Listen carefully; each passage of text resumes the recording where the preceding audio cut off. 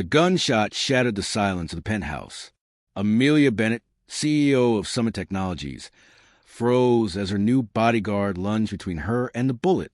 He hit the floor hard, blood blooming through his shirt, eyes locking with hers, not in fear but peace. "Worth it," he whispered. "Just like that sandwich 20 years ago." The word struck like a memory.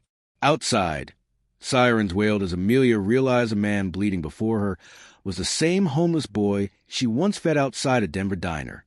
20 years earlier, 19-year-old Amelia Mason was working the late shift at Doy's Diner. It was a freezing night, her shoes soaked, her fingers aching, and her tips barely enough to cover next week's textbooks. She caught sight of a teenage boy outside the window, thin, shivering, trying to look invisible. When her shift ended, Amelia counted her tips, $47.35. If she skipped lunch for a week, she could afford her book. But something made her stop. She ordered a turkey sandwich, a coffee, and, on impulse, an apple pie. Outside, she placed a bag beside him. "It's getting colder," she said softly. "Eat something warm." Then she walked away before pride could make him refuse. She never saw the way his hands trembled when he opened the bag, or how his eyes followed her vanishing into the snow. His name was Ethan Cole. That simple act would change both their lives. 2 decades later, Amelia Bennett strode through the sleek corridors of Summit Technologies' Denver headquarters. At 42, she radiated control, tailored Navy suit, flawless posture, reputation for brilliance and zero tolerance for mistakes. Her assistant, Riley, hustled behind her. "Morgan proposals ready. Legal needs your signature and, your daughter's school called." Amelia stopped. "What happened?" She skipped class again. 3rd time this month.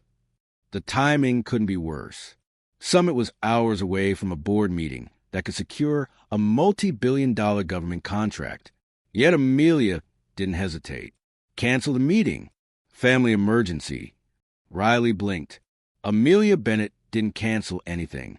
Her 16-year-old daughter, also named Riley, sat in the school counselor's office, arms folded, chin high, eyes sharp with defiance. She looked so much like her mother that it hurt. The car ride home was silent until Amelia said, "You can't keep doing this." "Why not? It's not like you notice when I actually show up." "That's not fair." "Isn't it? You care more about your company than your own kid." The words cut deep because they were true. Since the divorce 3 years earlier, Amelia had thrown herself into work. Summit was her creation, her stability. But Riley had paid the price. That night, while reviewing contracts, Amelia's computer pinged. New email. The subject line was blank. She opened it and froze. Photos filled the screen. Riley at school, at a cafe, even inside their home. A message below, "We can reach what you value most." Police confirmed it wasn't a typical stalker. "Professional surveillance," the detective said. "You'll need private security."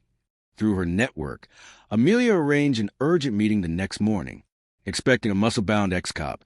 She was surprised when Ethan Cole walked in, calm, lean, in a plain charcoal suit. Close-cropped hair, faint scar along his jaw, eyes like storm clouds. "Why should I trust my daughter's safety to you?" she asked. "Because I see what others miss," he said simply. "And I don't need to prove anything." His quiet confidence disarmed her. She hired him on the spot. Riley was livid. "A bodyguard? Seriously? He's creepy." "He's here to protect you," Amelia said firmly. "It's temporary." "Right. Until you remember I exist again." Neither knew Ethan recognized Amelia immediately. The memory of that snowy night had stayed with him. He'd enlisted the next day, determined to build a life worth that act of kindness. When he learned she was being targeted, he volunteered to protect her, repaying a debt she never knew she was owed. Riley tried everything to drive him away, ditching him at the mall, staging accidents, even spilling coffee on his jacket. Nothing worked. He remained calm, patient, unshaken. Amelia grew frustrated, too. His daily reports were coldly efficient. No incidents. After a week, she confronted him. "I need more than 3 words, she snapped. "You're not invisible. Your daughter's testing limits. Ethan said. She feels unseen.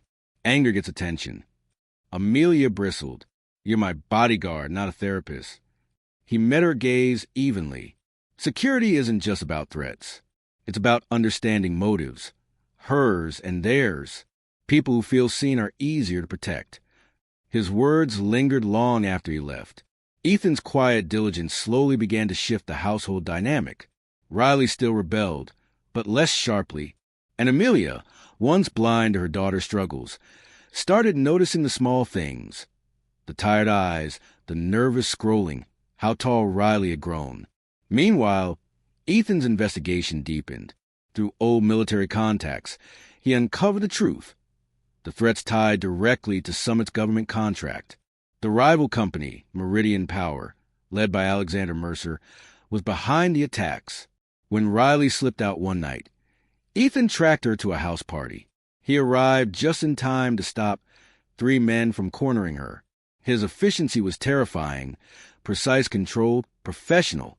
In the car afterward, Riley whispered, "How do you know how to fight like that?" "Training," he said. "That wasn't just training," she pressed. "You barely broke a sweat." He smiled faintly. Technique matters more than size. Something in her shifted that night. The man she'd mocked became someone she trusted. The next morning, Amelia erupted. "You could have been killed, Riley. Maybe if you were ever home, I wouldn't need to sneak out." "That's enough." Ethan's calm voice cut through chaos. "She's safe. That's what matters. Don't tell me how to parent my child." "I'm not," he said quietly. "But fear isn't discipline. It's reaction. She ran because she's lonely, not reckless." Amelia stared at him, speechless. He wasn't wrong. In the following weeks, Summit Technologies faced a crisis. A data breach, plummeting stock prices, and whispers of financial instability. Amelia fought to keep control, while Ethan tightened security. Through it all, a strange rhythm formed in their home. Riley began asking Ethan questions. He answered with guarded honesty. She learned about his service overseas, his quiet sense of duty. For the first time, she felt understood. Amelia noticed, too, during a rare family dinner. She studied him as Riley laughed, a sound she hadn't heard in months. "Riley says you were in Afghanistan," Amelia said, "for a time. She thinks you're some kind of hero." Ethan's expression tightened. "The military teaches good habits. That's all." Before she could probe further, her phone chimed. A new message. Photos of her and Riley inside their supposedly secure home. The message read, "Final warning." That night, Amelia found Ethan in the security room surrounded by monitors and schematics. "What is all this?" "Threat assessment," he said. "This looks like a military operation." He met her eyes. "Because the threat isn't ordinary. Someone wants you gone before that government contract is signed. These aren't hackers. They're professionals." The next morning, her car's brake lines were found cut. Only Ethan's precautionary modifications saved her. When she confronted him, he said simply, "I've seen this pattern before." That evening, Alexander Mercer called her directly. His silver hair gleamed under soft office lights. "Withdraw from the contract," he said smoothly. "Transfer your patents, and your daughter stays safe.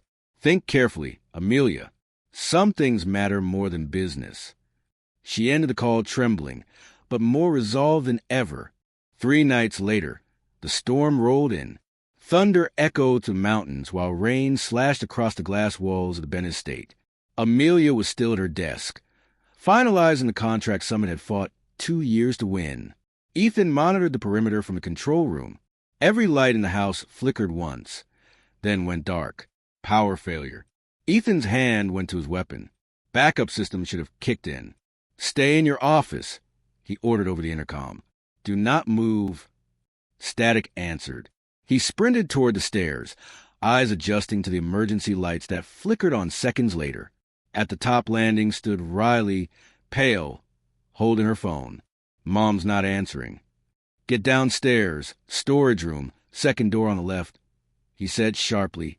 "Lock it, and don't open it for anyone but me." She hesitated. "Ethan!" "Go!" She ran. Amelia's office door burst open as Ethan entered, weapon drawn. "They're inside," he said. Before she could reply, glass shattered behind her. Two masked men dropped from the skylight, silencers gleaming. Ethan moved with lethal precision. One kick, one disarm, one gunshot muffled into rain. The second man lunged. Ethan deflected, slammed him against the wall, disarmed him, then froze as a third figure appeared at the doorway. Alexander Mercer himself, calm beneath a black umbrella. "Mr. Cole," Mercer said smoothly, "still cleaning up other people's messes?" Ethan leveled his gun. "You're trespassing. I'm saving her from herself. You think you're her savior, but you're just another weapon." Amelia stepped forward. "You tried to kill my daughter. This ends tonight." Mercer smiled. "You can't stop what's coming. I already have the patent data."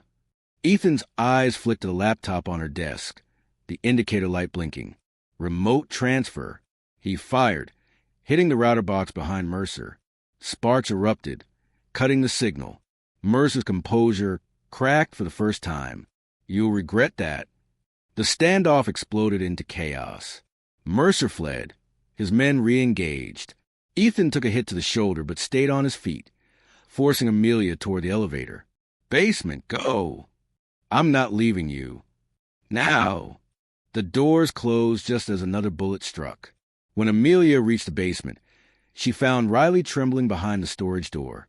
Mother and daughter clung to each other, breathless, until footsteps echoed outside. Ethan staggered in, soaked and bleeding.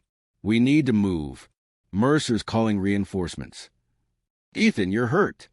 Later, he guided them through the underground garage to the armored SUV. Rain hammered down as engines roared behind them. A black van blocked the exit. Ethan reversed hard, spun the wheel, and gunned the accelerator toward the service road. Bullets shattered the rear glass. He returned fire with icy precision. The chase tore through the forest road until the van crashed into a ditch. Only when they reached the safe house in the next county did he let himself fall. He woke 2 days later, shoulder bandaged, sunlight spilling through linen curtains. Amelia sat nearby, head in her hands. When he stirred, she looked up, eyes shining.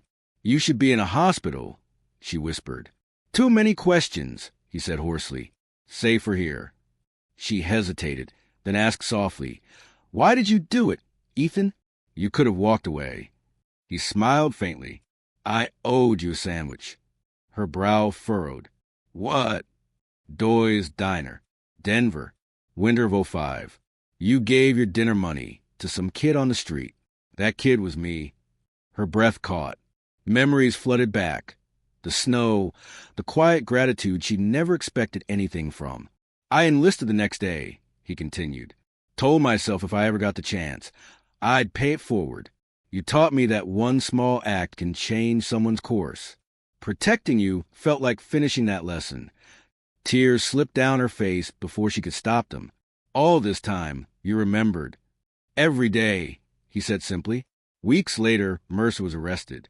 Ethan's evidence, recovered from encrypted drives, tied him to industrial espionage, attempted murder and bribery. Summit stock rebounded. The contract was secured. Life returned to a fragile normalcy. Riley started attending school regularly. She even smiled more, volunteering to help Ethan with the security dogs. One evening, she found him packing his duffel. "You're leaving? Your mother doesn't need a bodyguard anymore." "But we do," she said quietly. "You're family now." He hesitated. "Family's earned." "She thinks you already have." Amelia appeared behind her daughter, expression unreadable. "Stay for dinner," she said softly. He almost refused, but the warmth in her voice stopped him. Dinner was quiet at first. Then Riley asked, "So what happens to heroes when the story's over?" Ethan smiled. "They find another story to protect." "Maybe this one isn't finished," Amelia said. Their eyes met across the table. No longer employer and guard, but two souls who had found each other through chaos. Months passed. Spring melted into summer. Summit Technologies flourished under Amelia's steady leadership. Riley graduated early, radiant with confidence. Ethan stayed on as head of security. though everyone knew he'd become something more, a silent pillar of strength that steadied both mother and daughter. On the anniversary of that fateful night, Amelia stood on the balcony, watching the city lights shimmer. Ethan joined her quietly, 2 mugs of coffee in hand. "You ever think about fate?" she asked. "Sometimes," he said, "but I think choices matter more." She smiled. "Then I choose to keep you around." He chuckled softly. "Is that an order, ma'am?" "It's dinner," she replied, eyes twinkling. "Don't be late." As she walked back inside, Ethan looked out over the skyline, the same city where he'd once slept on frozen sidewalks, unseen, forgotten. Now, he guarded not just a family, but the proof that one act of kindness could echo across a lifetime. He touched the small coin she'd once given him as change of that long-ago meal, still tucked in his pocket. The rain had started again, gentle this time, washing the past clean. For the first time in years, he felt truly home.